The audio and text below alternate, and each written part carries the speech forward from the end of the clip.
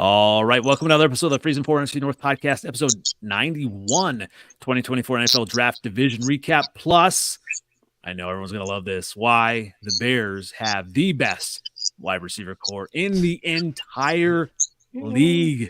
Let's go. Bear down. Coming back from the draft, lots to talk about.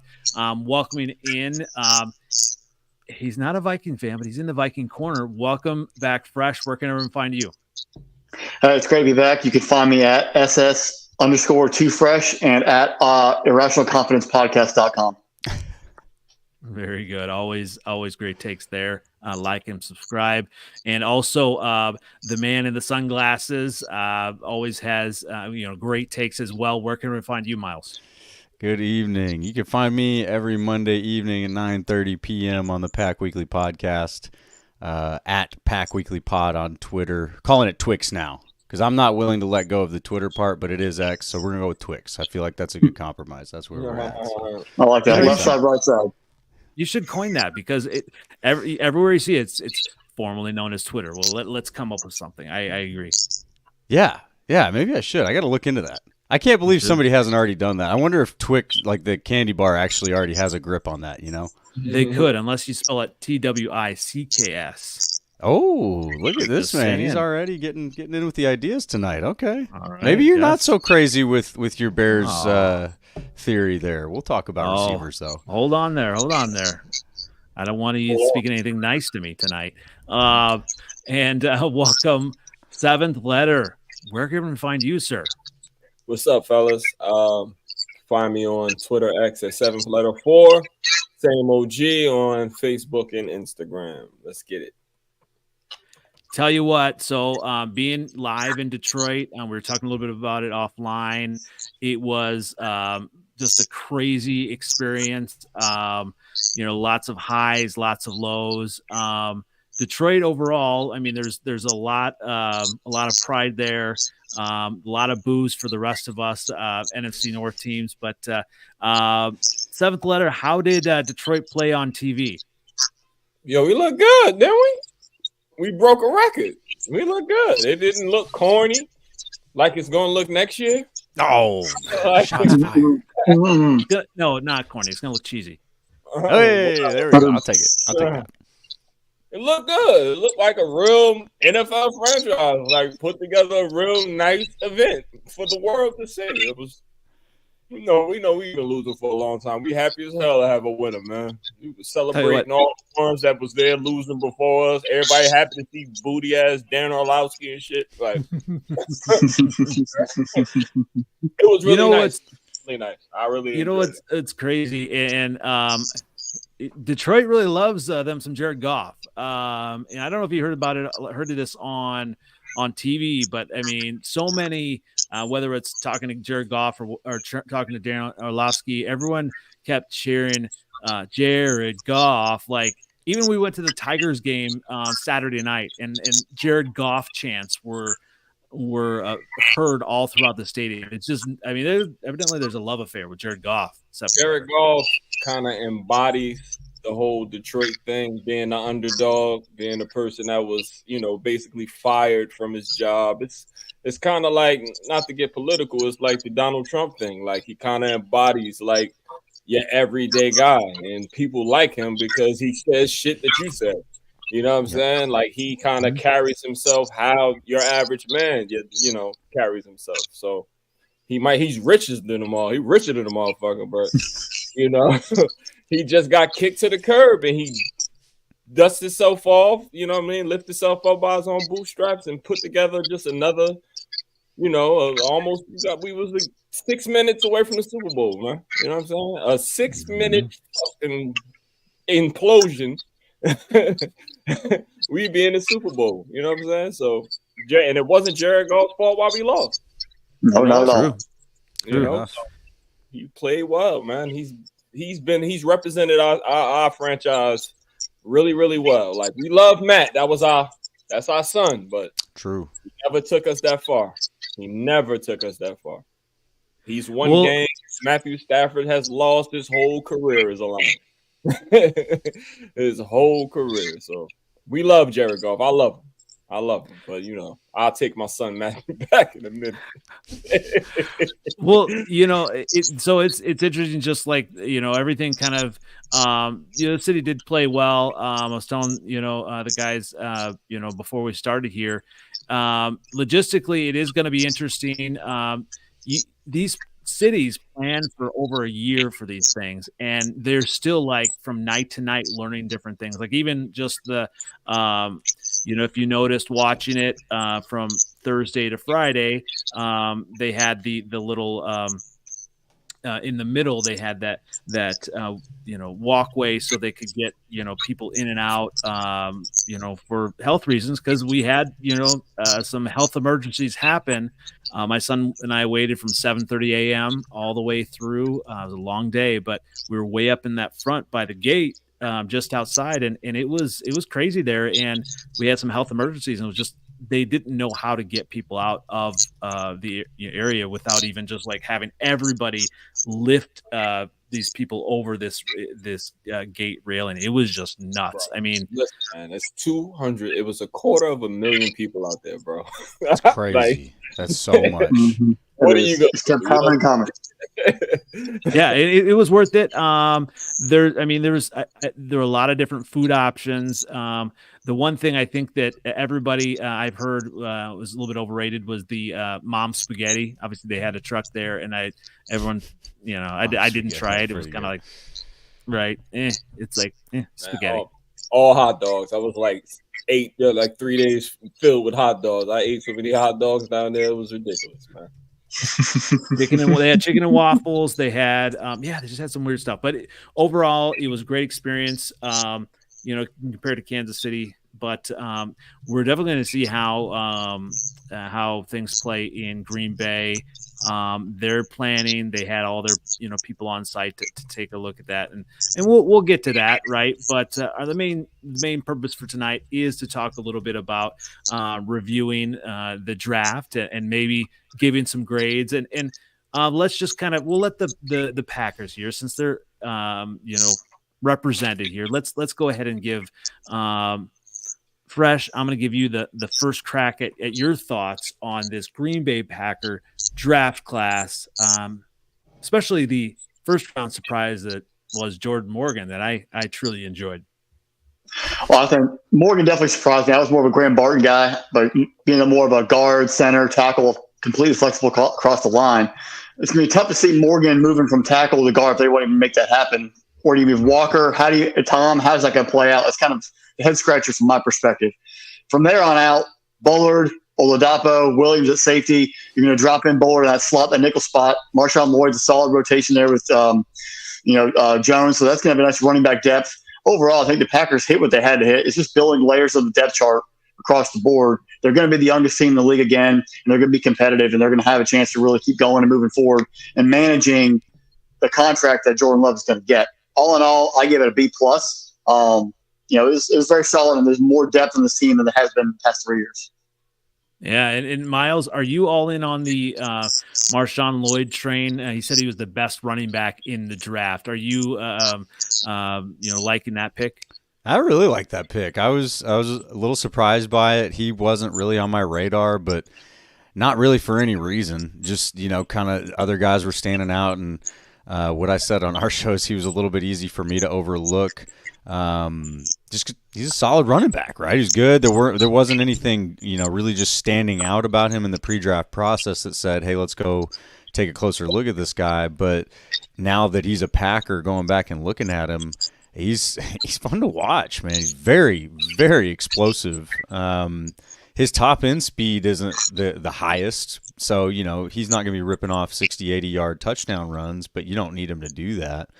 I love the pick. And even the Jordan Morgan pick, for me, I lean towards in Goot we trust at this point. He's demonstrated enough, him and his crew, as far as their scouting goes, their evaluations. Nobody's 100%. There's obviously their misses. There's room for criticism for everybody. But when it comes to like, hey, he passed on Barton and took Morgan, I'm like, cool. That means he thought Morgan was better than Barton. Like, I'm good with that. I'm not certainly smart enough to say that he's wrong right off the bat. Things play out. We can see that. Myers and Creed Humphreys. So, like I said, they're not always 100%, but as good as they've done in the last 2 drafts, I'm willing to give them the benefit of the doubt on all these picks. I personally like all the picks. Even Tyron Hopper is not the most popular pick. He's kind of seen as a reach. Again, it's one of those, like, if they think he's that dude in that spot, I look forward to seeing why. I kind of look at it that way at this point. So I'm really happy with it. I think they got depth at the places they need it, and possibly got a day 3 steal there with Kalen King. So a lot of fun stuff to watch from this class. Fresh. It looks like, obviously they went heavy on the corners or on the secondary. Obviously 3 safeties here. What's that defense look like? Are they going to be able to get both of them on the field, like at free safety, or what does the Packers' new defense look like? Oh, I definitely think Williams is going to play along with McKinney, and they're going to drop Bullard in that slot. He's going to be that slot near the corner. I got a feeling there are going to be a lot more sub packages. But you look at the offenses in the NFC North. You got 3 good receivers in Chicago. Lines are loaded. You got a lot of talent there in Minnesota. They're going to have players on the field who can run and can stop the pass and get after the quarterback from a pass rush perspective. So it's not going to be a standard base 4-3 that Heffley has done in the past. It's going to be a lot more of a nickel and dime, moving and mixing and matching guys.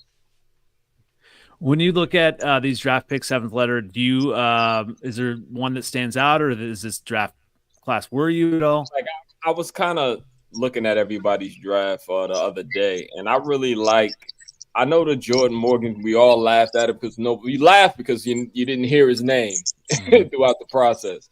But when you look at like his RAS score is a 9, and the Packers coach well. Look what they did with Tom. You know what I mean? Hutchinson was pushing him around, and then the next time we saw him, he couldn't do nothing. You know what I'm saying? So they coach him up real good there. I also like the Jacob Monk pick. He's a workout warrior, very athletic, 5th round pick with like a 9.7 RAS score. Like, if you coach some type of people up, man, you can find yourself some players. So we don't know none of these guys. All we know is one of them going to be picking us off or sacking the shit out of us next season. We don't know who the fuck is Oladapo, and then he gonna make somebody fumble and and return it for a touchdown. So you never know with them. You can never grade a Green Bay draft until week 13. Yeah. Well, it's kind of like last year. We were all kind of laughing at the Lions for making their picks in the 1st and 2nd round. They all became studs no matter what. So it's just dudes who are getting after it and competing. Yeah, it's all about the coaching staff, man. They got a real good coaching staff over there. So they coach them up over there. That's why we don't. These people become stars, only for them. But they become stars, and you can't do nothing. You can't laugh. I don't laugh at the Packers picks no more. I laugh at the Vikings picks.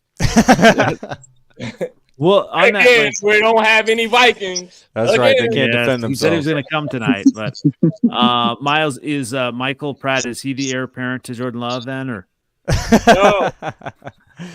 No, I don't think so. Although I think it's a very intriguing pick. He's not a guy I thought would be there in the 7th round. I thought maybe around like the 5th to 6th round he would find his way out. But yeah, I like it. I like the pick. I thought he was in that next tier of quarterbacks after the obvious ones at the top. And I think plenty of people have said it, but this feels a lot like the 90s and early 2000 Packers style of, hey, let's get a guy, let's groom him, let's turn him over for a profitable draft pick. And this either him or Clifford. Clifford looks like a pretty solid quarterback. That they may be able to move him sooner than they can move Pratt and get a kind of a return on that asset as well. So I don't hate that pick. I think the Clifford pick got a lot of hate last year in the 5th round, but after seeing what he did in the preseason and having that guy as your backup, it's like that's worth a 5th round pick to me. So yeah, no, I like that. Yeah, it is. I mean, when you have 11 picks, you got an 8. You got an 8 RAS score. He's a big dude. He's athletic. Yeah. Right. Just check them. They get some good athletes over there, man. Don't laugh. It's my job to do that. It's my job to laugh at the Packers picks. Yeah, man. You just can't, man. You can't. Hey, when do we get to laugh at the Bears for taking a punter? All right, let's go into that. Let's go into that. All right, here's my Bears picks. Caleb Williams. You guys know me. I've always been a Caleb guy. I've been, on him since he was at Oklahoma. I said, he's going to be the Bears quarterback one day, and we're going to rule the North. And that Rome Odunze pick. But truthfully, you have been a Rome Odunze guy the whole time. True. I love. I do. I really. I do like him. That's a. And he really, he's a big receiver. He makes the contested catches. He does all of those things that you want from a number one wide receiver. But yeah, hey, he's our number 3. Like, so it'll be number 1 soon. It'll be number 1.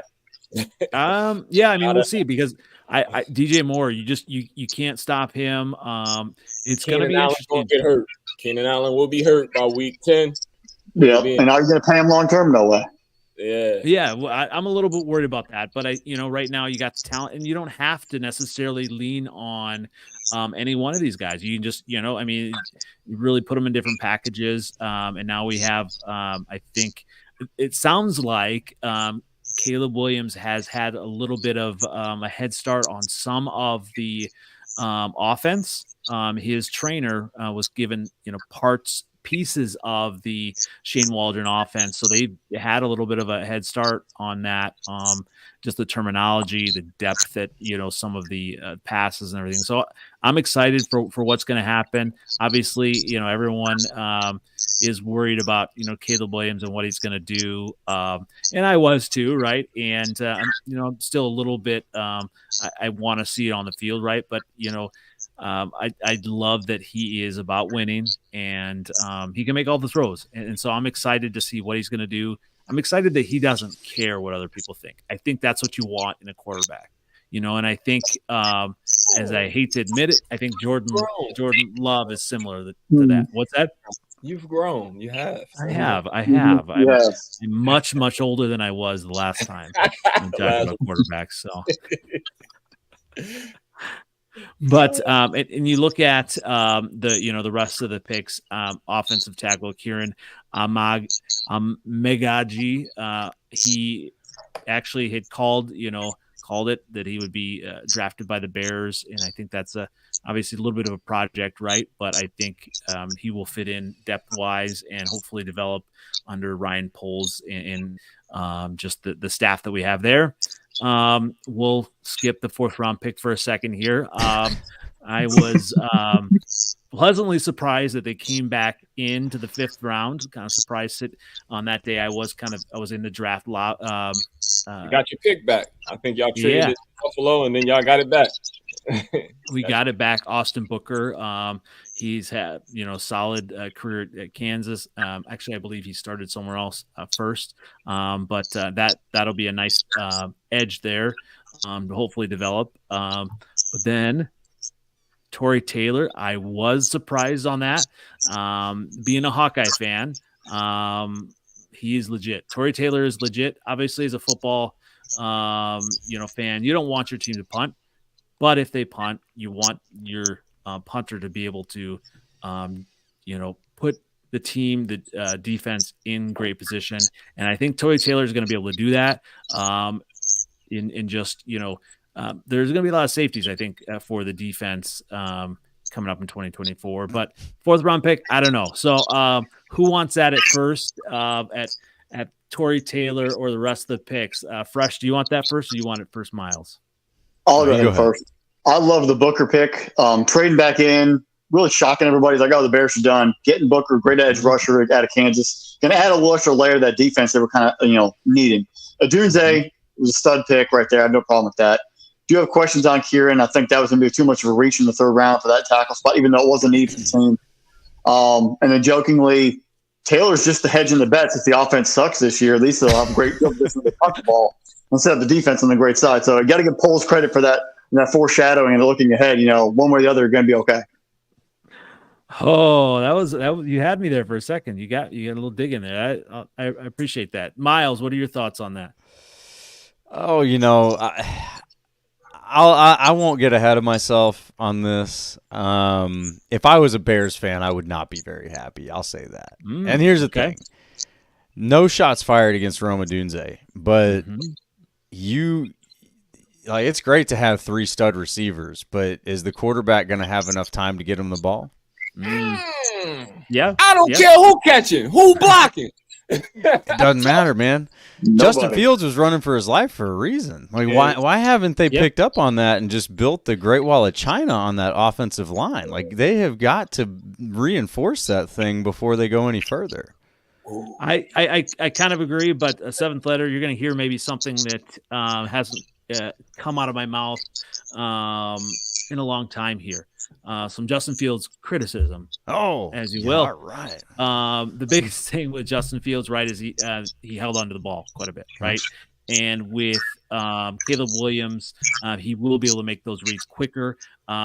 Just that much, obviously I love Justin Fields, but I think that much more talented is Caleb Williams, and just be able to make those same, reads quicker, getting it to the open receiver. And now you got an extra receiver. So he's not going to need as much time. And you saw that at USC with his horrendous line. He was able to the things he was still able to do under pressure, under fire. Those are terrible defenses out there in the Pac-12 too. You're going to play an NFL defenses now. That time to move is going to be a lot cut in half. Yes, NFC North. I mean, NFL defenses. I don't know. Packers defense. Well, nothing in Minnesota. Listen, Andy. Listen, man. He's a hero baller too. So just know he's gonna do some hero balling. All right, and all that hero balling to be very mobile back there. He's not like he'll run, but he want to make a throw. And a lot of those risky throws that he did in college against those defenses, that's getting picked off here in the NFL. Okay, so I can't wait. He's another guy I can't wait to see. We're gonna knock that Swift. We're gonna knock it off his face. I can't wait. They need to use Swift the right way, though. They've got to use Swift to help him out and run the football.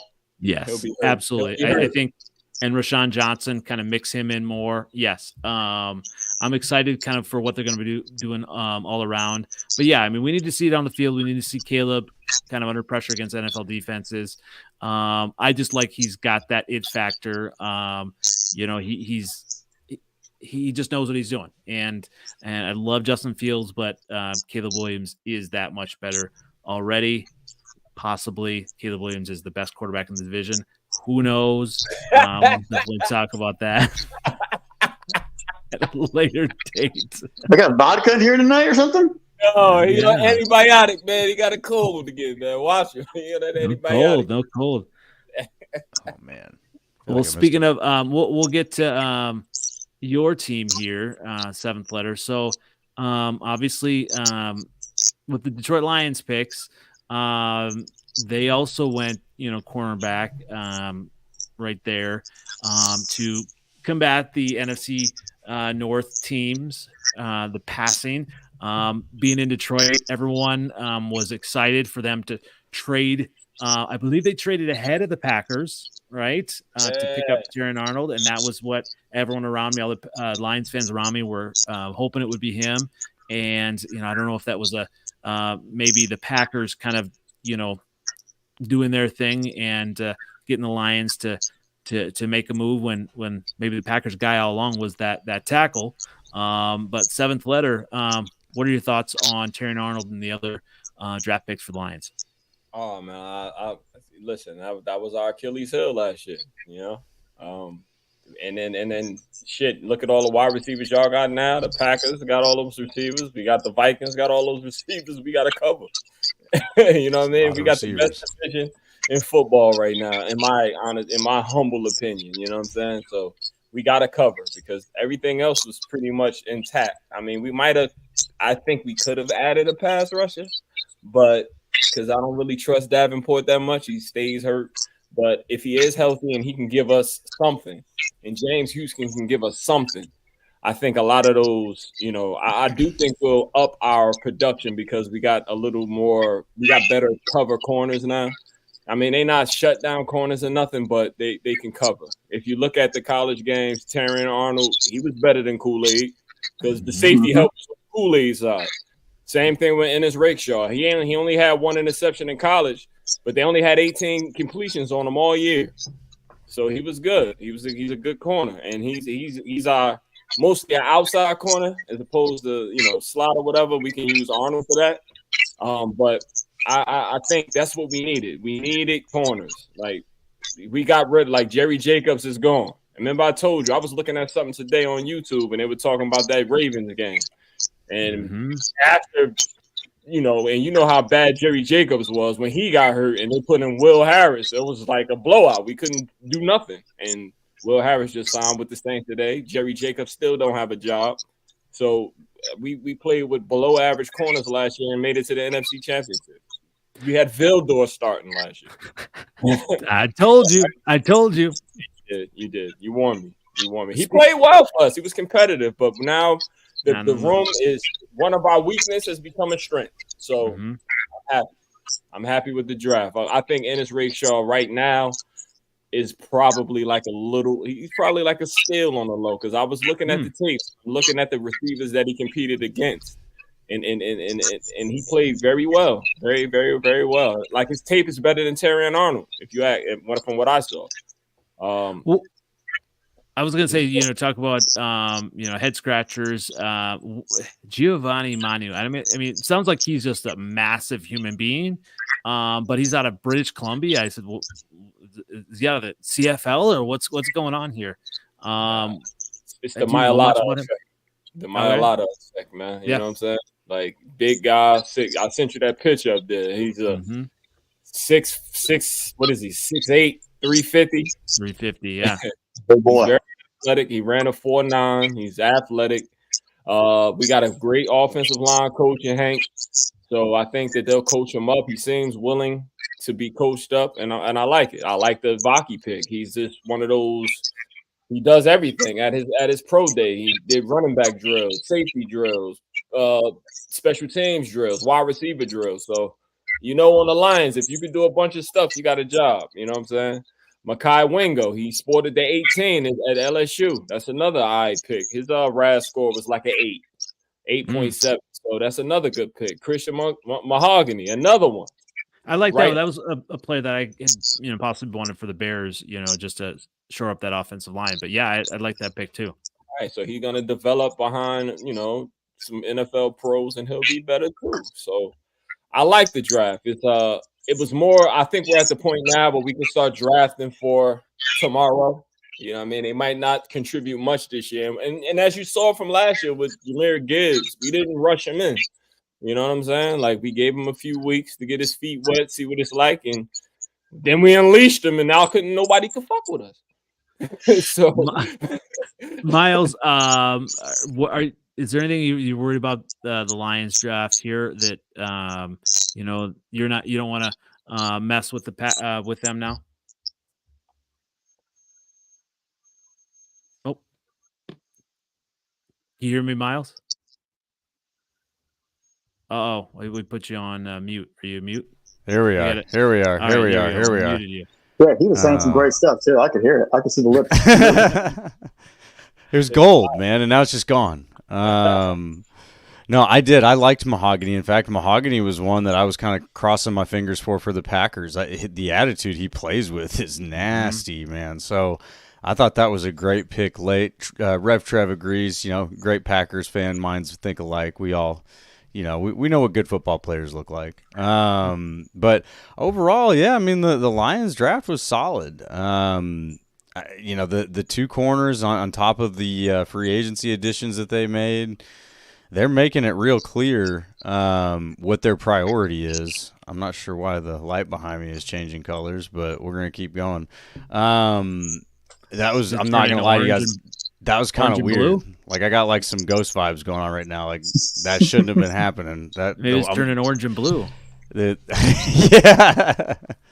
Anyway, I don't know what's going on. I'm not sure how that happened because the remote for that is in front of me. I'm looking at it. Anyway, we'll let that go. No, strong draft by the Lions. I think the NFC North is making a real case for being one of the toughest, if not the toughest divisions in football. All the offensive firepower across the board now. the defenses are good, but they're going to have their work cut out for them, I think, on every case. I don't think any defense in the NFC North is just going to, have it easy or, just be dominant, I guess, in the North. I think it's going to be tough for everybody. So I'm excited from that aspect. I really like the competition is heating up. But I also like that the Packers seem to be matching that and rising to that occasion as well. So I still think that we will be kings of the North, as we should. But at least y'all are making it interesting, Well, so Fresh, then, speaking of kind of matching up, the Packers don't have a number one wide receiver. Are you worried about these Lions cornerbacks now against those wide receivers or not? Well, I don't think the Packers, they don't need to have number one wide receiver. They have a unit. All of them, depth-wise, can go and make plays and be in different spots. They're not a traditional X or Y. They're putting guys in slots, motion, whatever, and using everybody, hitting, crossing. It's a wide-open offense. I think we're, even as a NFL-wide, getting away from a traditional 1 and 2. It's guys in different formations, off the ball, on the ball, where perimeter corners aren't going to exactly get the matchups every single time. Was it a great draft from Arnold and Rackshaw? I love them. They both were top 40 players, in my opinion, and it's going to give them tremendous depth. But they're not going to exactly lock down Christian Watson one-on-one or go against Dobbs one-on-one from that perspective. I think those two are more built for taking on Keenan Allen and Rome from Chicago from that perspective, of a little more of a traditional bigger receivers on the perimeter as opposed to what the Packers put out there. Wow, well, if you look at the games, Arnold had a good game against LSU this year. Rakestraw had good games against top flight receivers. So, I mean, the speed you got to look at. I'm really not paying attention too much to the 40 times, but the speed on the field, and they play pretty well. Against all kinds of receivers, fast ones, slow ones, big ones. They tackle. Both of them tackle well, and that's what we needed last year against the 49ers. We couldn't tackle for shit. Oh my goodness. But we will be formidable. Know that we will be formidable, and we will get more sacks this year. We will probably be plus 12 from last year. I think we had like 42. I think we was like in the bottom 10 in the league in sacks, and those sacks should go up this year. You know what I mean? Because it'll be a little bit more sticky on the outside. Please try to go deep. It's getting picked. Kirby's still back there. You know that, guys, don't you? Then we end Aaron Rodgers' career with that shit. He's playing for the Jets now, dude. Go play the Jets. Go play the Jets. He's not a Packer anymore. I don't know who you're talking about. Speaking of the 2026, Aaron Rodgers' 2026 destination, let's talk about the Minnesota Vikings. Dave is not here. Shelby's not here tonight as well, but the Minnesota Vikings, so being in Detroit, listening to some of the fans, they were trying to talk themselves into J.J. McCarthy. Everyone's, and it's interesting being in Detroit too. So many Wolverine fans. My buddy who actually used to work for the team when Harbaugh was there, and everybody loves McCarthy, but then they have to now start to hate him because he's with the Vikings. But Vikings fans trying to talk themselves into McCarthy, it's interesting. I mean, I don't know what you seventh letter. I mean, JJ McCarthy, really? I'm happy he's over there, man. That slow wind up delivery and underthrowing targets. It's good. Welcome to Minnesota, bro. Welcome. I can't wait. Yep. Miles, do you think JJ starts week 1, or do you think maybe he'll get a season or at least half a season behind Darnold? Man, I'm not on the side of dogging on McCarthy. I actually do think he's got a shot to be a decent quarterback. I'm not going to say he's a franchise quarterback or anything like that, going to actually win them a Super Bowl for the first time ever. But it takes a certain kind of character to win a national championship in college football. And Jim Harbaugh.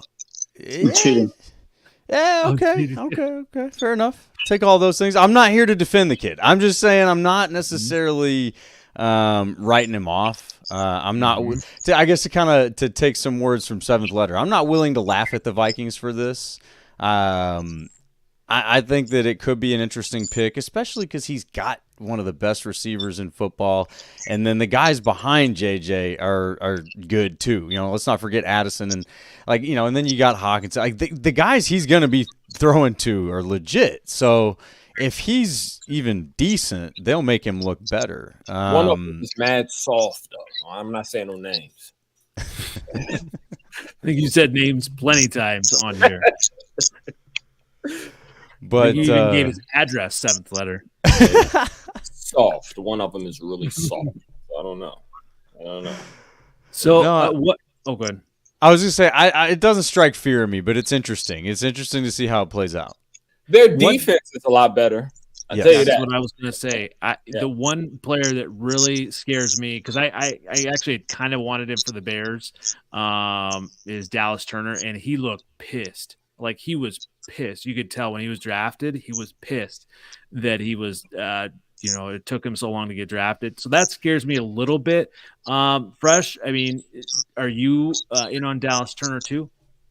I'm big on Dallas Turner. I think that's a steal for the Vikings. Give them some off the perimeter. They really haven't had in a while from that pass rush perspective. And filling into that defense that they have where they are blitz heavy. Now you have a dominant alpha on the edge that's going to come after. It's going to have to change the philosophy of what the Vikings are doing, though. McCarthy never actually had to make a comeback down by 10 or more points in the second half in his entire career. He's never had to throw under the heat. But they run the ball. If they can run the ball with Aaron Jones in that backfield, make passes, control the ball, he'll be very successful in that game management perspective. It's just if they get down, I don't really trust them to lead them on a comeback. So they're going to have to play a different style. They have a great coaching staff there in Minnesota. If they can get them in the right philosophy, move the ball, run the ball successfully, set up the pass, using JJ as a decoy, I think they'll be okay. But they're going to have to play a full 53. It's going to be a little different than we've seen from the Vikings in the past, where they're trying to open up on offense and just score tons of points. Absolutely. What about some of those other picks? I kind of like Walter Rouse. I mean, were you in on him and some of the other picks that they made? Rouse was solid. I was more on Kyrie Jackson. I think that he's going to fit a good need for that cornerback position.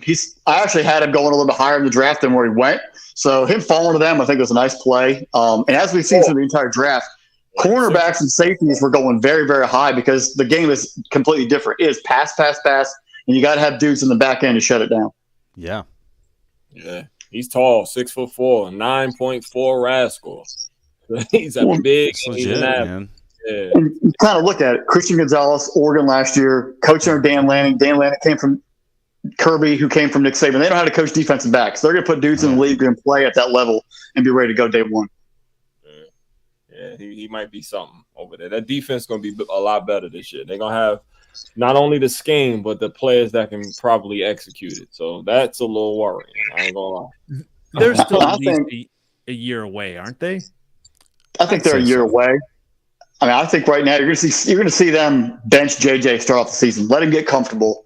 Let him get understand the system. We'll probably see him in November around Thanksgiving when he starts all right, season's over, roll him in and let him go. And I think that'll be much better for him. He said November, season's over. Mark it down. What is it, May 1st? Mark it down. Season's over by Thanksgiving.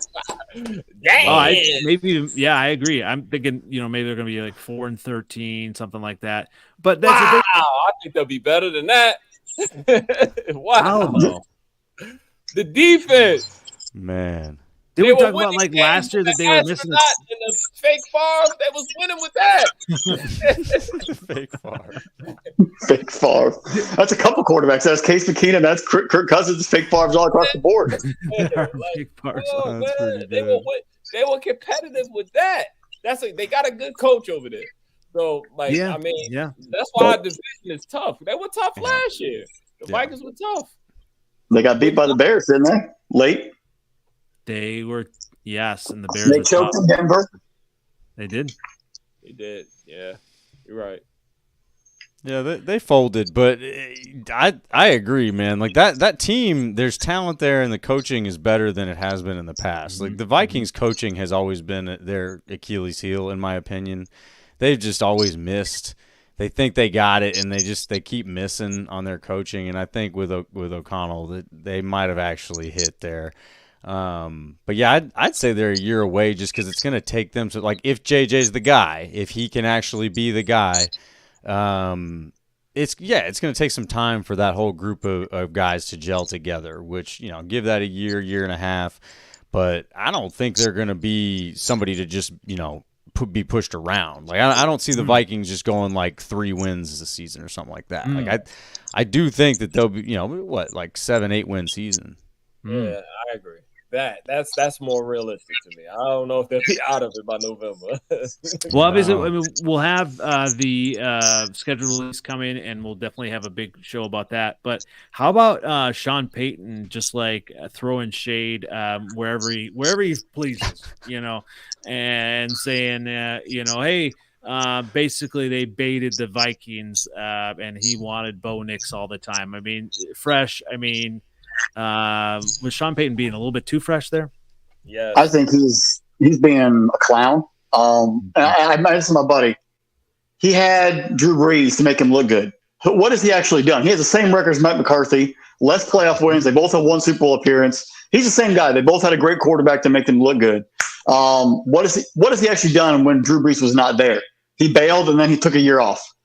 So I'm suspect here about what he's going to do. He'll have him. The Broncos will be competitive, but he's not going to make him an all pro quarterback immediately right there. It's not going to happen.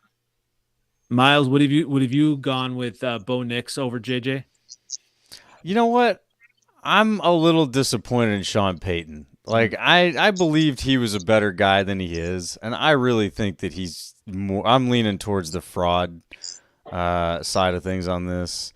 Hiding behind Drew Brees. When it comes down to JJ and Bo Nix, I think JJ is definitely in a better situation. Bo Nix, man, he better be good because he's like, there's a lot to prove there in Denver. And you don't like maybe a few years ago you think, oh man, Sean Payton's the guy to like bring along the next young quarterback, but we don't necessarily know that now. I'm not willing to just give that to him. So. I think we're definitely about to find out what Bo Nix is made of and whether he is ready for that or not. But I'd give JJ the edge just because of the supporting cast he's got. Well, and Sean Payton even did Russell Wilson dirty as well. So it looks like the Steelers have 2 quarterbacks that were done dirty, right? 7th letter? Hey. Hey, man. You know what made my heart smile? When Michael Penix got picked. I laughed. Oh, my God. I need to put up the video. I laughed so hard. He was over there hyping up the crowd and all that, and they drafted him. He said, what? Yeah. I need to put up my video, our live reaction from that. He's a bum, and I'm glad. He did the Vikings dirty last year, and then he went over there but talking with the Falcons the whole time, and they went and drafted a quarterback on his bum ass. Fuck Kirk Cousins. I'm sick of these fake good people, yo. They not good people, man. I looked at that quarterback. He didn't feel bad. He's just a good guy. No, he not. Ain't nobody there. He's trying to get paid. He's trying to get paid. He cares nothing about winning. Aaron Rodgers cares more about winning than he do. And that's saying a lot. Yeah, yeah. For real. He don't care nothing about winning. He wants that bag. That's it. He's a fucking bum. Sean Payton, he's another one. I didn't like him because he was trying to hurt people. Yeah. Bounty gate. They keep on giving these fake coaches jobs back with good. You can't judge it. If you got a good quarterback, don't judge a coach.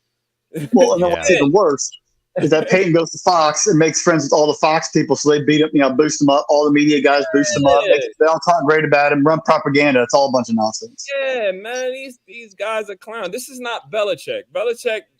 Tom Brady incrementally got better. He got good. You know what I'm saying? It's a difference.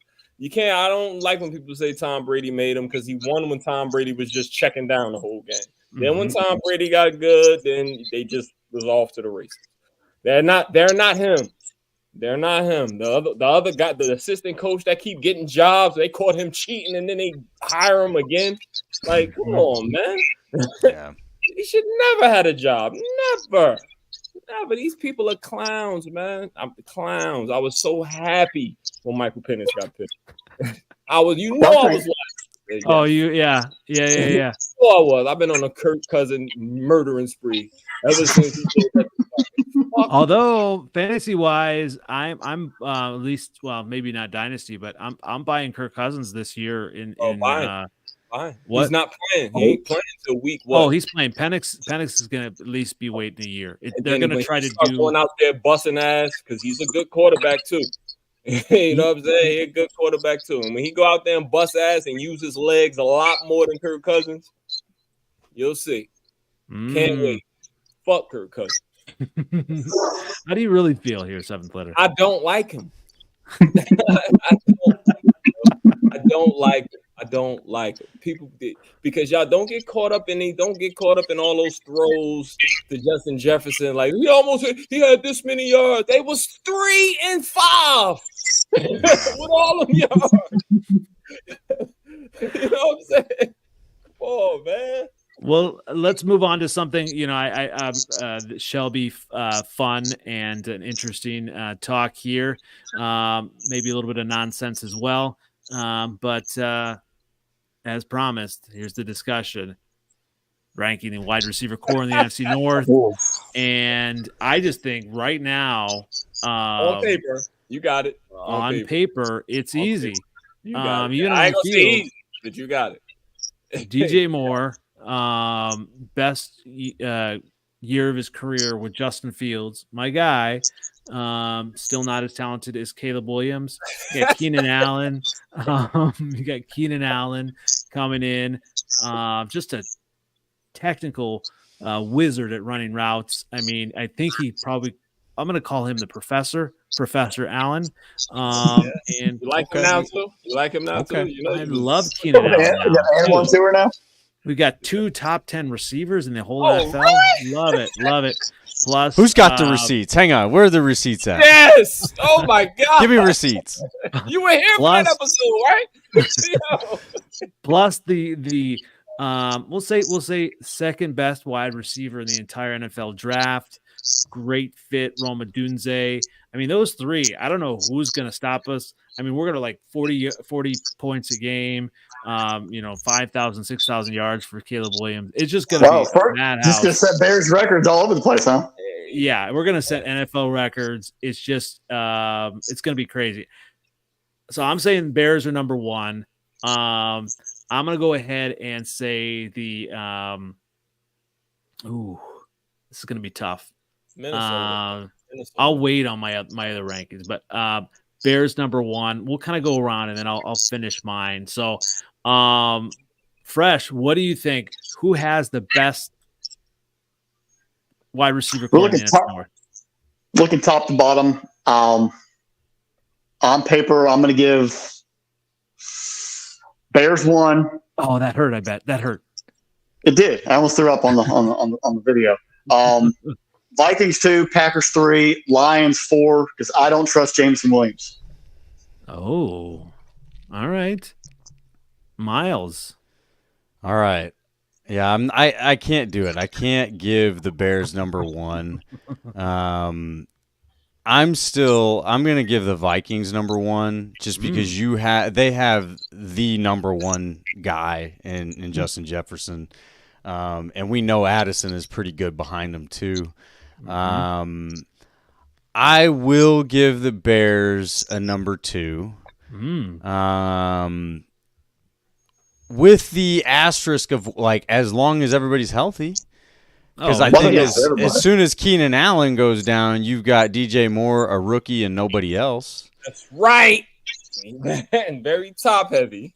Very top heavy. A lot of top heavy. A lot of tits. A lot of tits. No ass.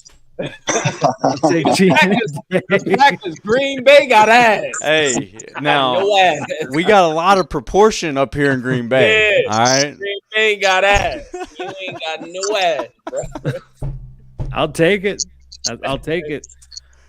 Oh man, don't make me say I'm a Green Bay guy. Yeah. But I will then give Green Bay 3 because we got that ass. Yeah, and then I'm going to put Lions at number 4 because of the same reason. I don't trust Jameson Williams. I don't know who you got after that. Amon-Ra St. Brown is the man, but that's the beast. All right. I'm gonna go this. I'm gonna do this to y'all. I'm gonna do this. Yeah, this is Lions slander. I'm gonna give because it's just top to bottom where it don't really matter who get hurt. Mm-hmm. The Packers probably got the best receiving core, just on average. My man. Only because you got Christian Watson, who's always hurt. but they still move the ball. Yeah. They don't change. It's not they're throwing like, who the fuck is Bo Milton? What's that? They got a receiver from Rutgers. Who is that? He's running fast. 4-3, blowing past people, wide open. Receiver 6. Right. Romeo Dobbs.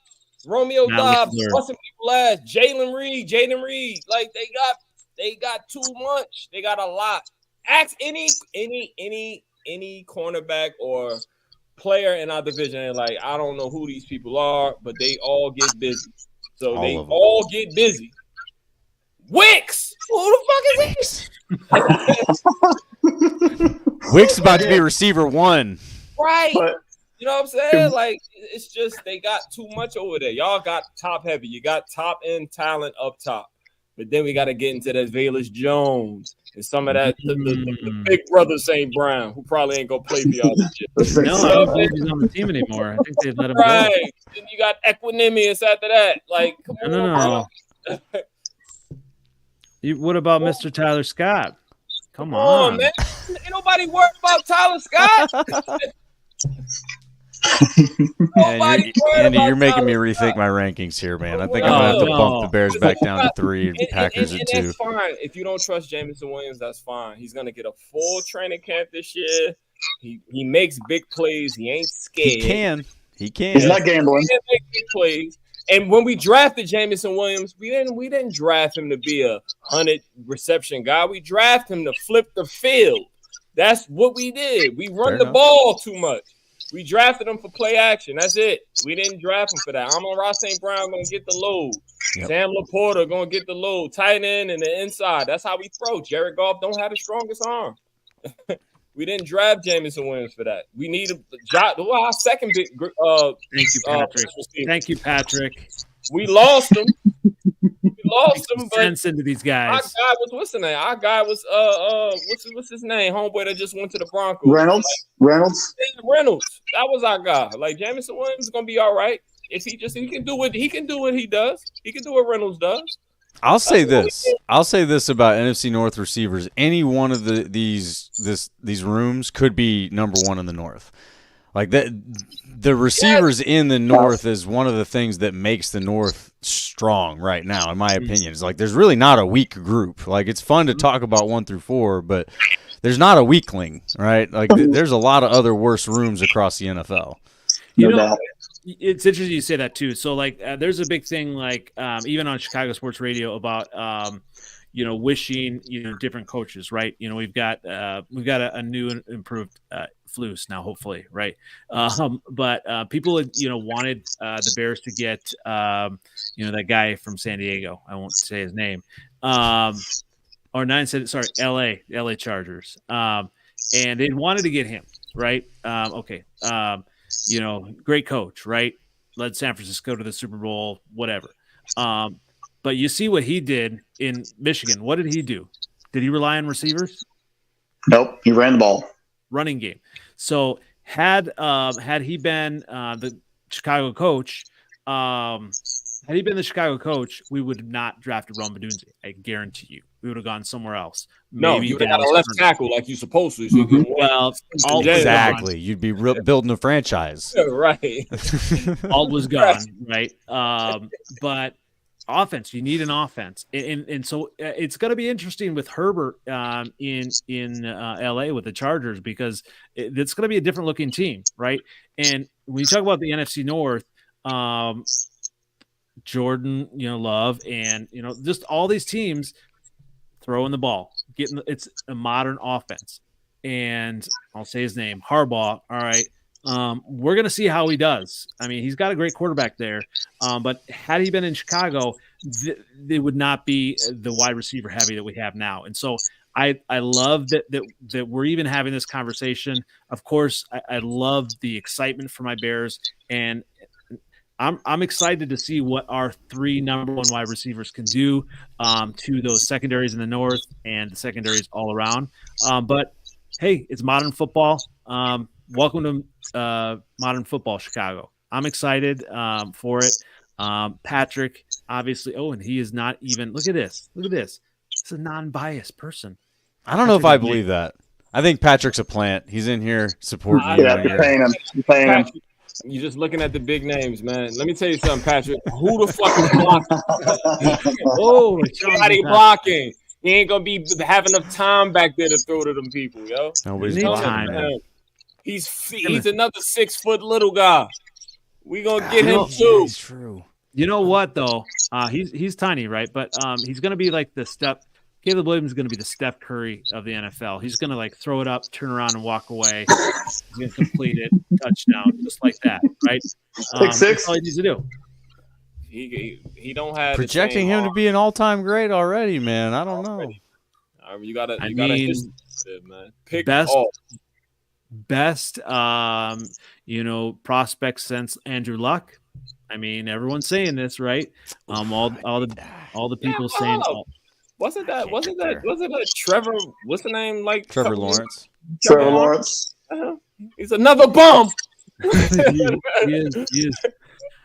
I tell you what, I don't know. I mean, you look at, I think you're right, Miles. When you look at all of these wide receiver cores, I don't know. I mean, I feel like with the Packers, though, just because the Packers and just because they've been successful, we let Packer fans kind of have a win and say, oh yeah, we've got great wide receiver core and everything.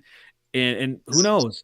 Maybe it's just because LaFleur is that good. Maybe it's just because I'm not gonna say that. Maybe it's because Love is that good, making these. He said it. He said it. I did say it. I did, because making these bums look better than average. Who knows? I might edit that out if I can later. But I don't know. I mean, it's just crazy. You have in playoffs. You have like wide receivers schemed wide open. I mean, I could make that catch if I'm wide open. I might have missed part of the question there, but I don't know if you were asking about the.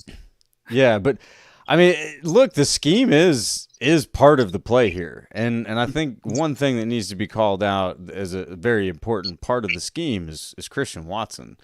And everybody wants to, he gets hurt, this and that. It's like, listen, when that guy's on the field, defensive backs are absolutely terrified. They're having nightmares about that giant 6'5" dude running past them, and they cannot keep up. And so it's just, when you see Jaden Reed and Dontavian Wicks, leading the NFL in separation and stuff like this, it's like, well, let's look at the whole field here and see, who's taking attention away. And Christian Watson certainly was. So, I think that really more than anything, it's giving Matt LaFleur all these different pieces to work with and play with. And they are different pieces, right? It's not like you just got a lot of the same type guys, which, if you go back to Packers 2011, that offense was insane, but a lot of those receivers were very similar. Like 6 foot, 6'2", 200. There was no like overly fast guy, overly big dude, overly shifty dude. They were all very similar, just reliable, great receivers. But in this group, man, every guy is a different tool in the best way possible. I'm not calling any of the guys tools in a demeaning way. But you know what I mean? It's like you've got Christian Watson is stretching the field. You've got Romeo Doubs on the other side, who is your technician, your route technician. You've got Jaden Reed running your F position, going horizontal. You got Wicks going in there and just cleaning up. He can run anything at this point, and he's going to have all the space in the world. And then you've got the tight ends causing problems. And I haven't even talked about the running backs. And all of these guys have different skill sets, which makes it just a nightmare for the defense to scheme for. And I think that's what you're seeing. You saw that in one season, man. Now you got a full off season of development in these guys. You're going to add a few more pieces in there. Our O-line only got better, no doubt about that. So I think that's mostly what I'm looking forward to as far as like this Packers offense and what is making it good. It's not just a good quarterback, which Jordan Love is, by the way. He is not mid, sir. And you look at with the Lions' success last year and with the Packers, it's the scheme of harmony of the running game, play action, and the passing game, all three sort of working together and building it off. These guys are getting separation because the running game is working, the play action game, tight ends blocking and getting open. It's a whole thing of everybody working in sync.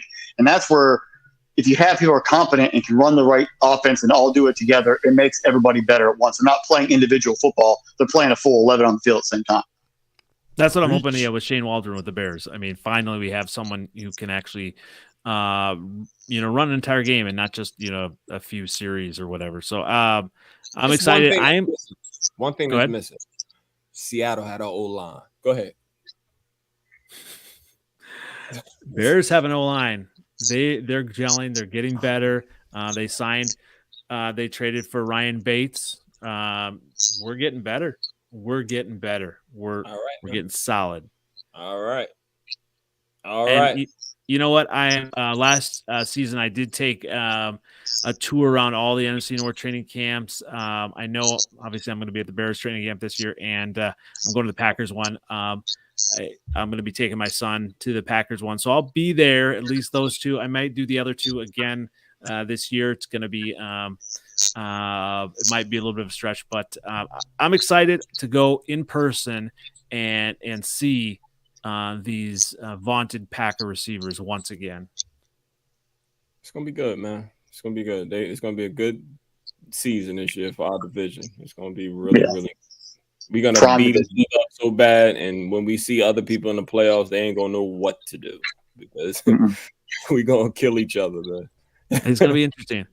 Well, I definitely appreciate everyone coming tonight again. We gotta get those Vikings on here. I mean, they keep ducking us, right? Yeah, they duck. We see what they are.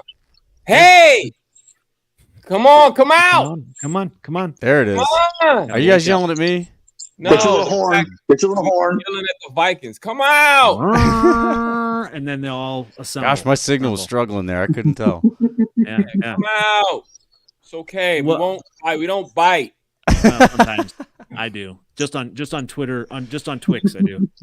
Hey man, you get after Packers fans on Twix. You're really stirring the pot. You're becoming the arch nemesis of Packers Twitter. And it's funny. I mean, talk about my T-shirts. I got interviewed by a guy who does Barstool. I got to find it. My Jordan Love is mid shirt, and it was understated. So a lot of people kind of didn't catch it at first. And like, hey, I like your shirt. I'm like, thanks. And Dan Orlovsky himself, I asked him. I said, do you like my shirt? He said no. Jordan Love can go.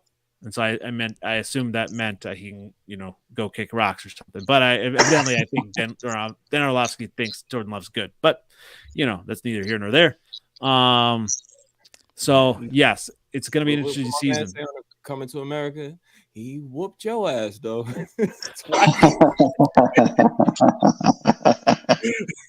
Twice. Not decisively. How many Fresh? How many points did the Packers score without Jalen Johnson on the field? Week 18, 17, 18 points total, 21. I don't know. They won the game. That's all that matters. Hey, that's not whooping though. But hey, whatever Caleb does, I don't care. He can paint his fingernails. I don't care if he wears a dress underneath his football uniform. Beat the Packers. That's all you need to do. I really don't care. He better. We'll get there. Well, been a great episode. Where can everyone find you as we close here, Fresh? SS_2Fresh on Twitter, SpendableSports.com, Spendable Sports YouTube channel, and the Irrational Confidence Podcast. Awesome. And do you have some post-draft analysis and stuff on there too? Got some post-draft rankings, best player in each of the days, and overall grades for every NFC and AFC team. Absolutely. I'm going to be heading over there to check that out. Everyone subscribe that, and give that a boost. All great stuff. Great banter, but definitely want to support everyone here. And even you, Miles, even the guy behind the sunglasses, where can everyone find you?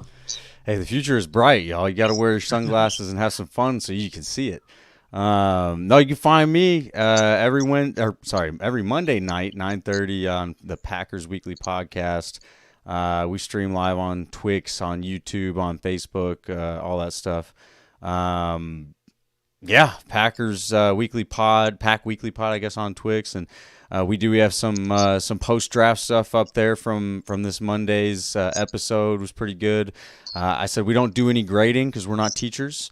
But we did. We talked about our feelings about each of the players. So some good information there. But we just like to have fun every Monday night. So come hang out with us. All right. Yeah. Like, subscribe, all of that stuff as well.